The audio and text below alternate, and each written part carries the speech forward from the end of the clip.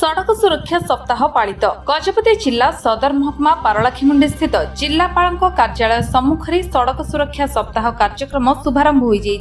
कार्यक्रम में मुख्य अतिथि भाव गजपति जिलापाल विजय कुमार दास प्रदीप प्रज्वलन कर शुभारंभ करते। अन्यतम अतिथि भाव अतिरिक्त जिलापाल राजेन्द्र मेंज, जिला परिवहन अधिकारी, परिवहन निरीक्षक प्रमुख उपस्थित रही कार्यक्रम को गजपति जिलापाल सबुज पताका देखाई शुभारंभ करते। सचेतनता रथ गजपति जिलार 7 ब्लॉक रे जनसाधारण को सड़क सुरक्षा उपरे सचेतन करिबा। एही समय सड़क सुरक्षा जीवन रक्षा सचेतनता वार्ता डाकबाजी यंत्र साहाय्य रे सचेतन करुछि। एही कार्यक्रम रे आंचलिक परिवहन कार्यालय रो कर्मकर्ता सहयोग करी सफल मंडन करथिले। आपन परिचय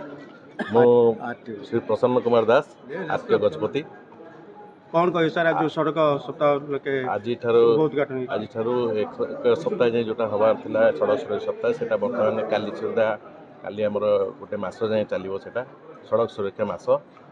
तेणु ता भर आम बहुत प्रकार सेंसिटाइजेशन प्रोग्राम करूँ सब ब्लॉक वाइज बुलिकी ब्लॉक और गाँ जिते सब हाट मानक समस्त जाकि सेंसिटाइज करूँ आम और गोटे रथ कराई सड़क सुरक्षा रथ और सेटा समस्त सब ब्लॉक को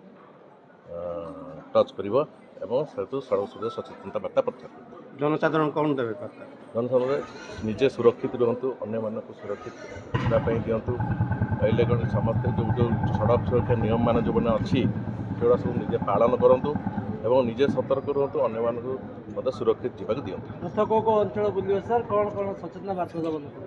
नहीं यहाँ सब आम गजपति जिलार 7 जगह ब्लॉक बुल सब जगह सबुदिन आम गोटे प्रोग्राम कराई 7 दिन जाकर 7टा ब्लॉक बुल 7टा ब्लॉक बुलला से समस्त सबुआड़े जाकि सचेतन वार्ता और रैली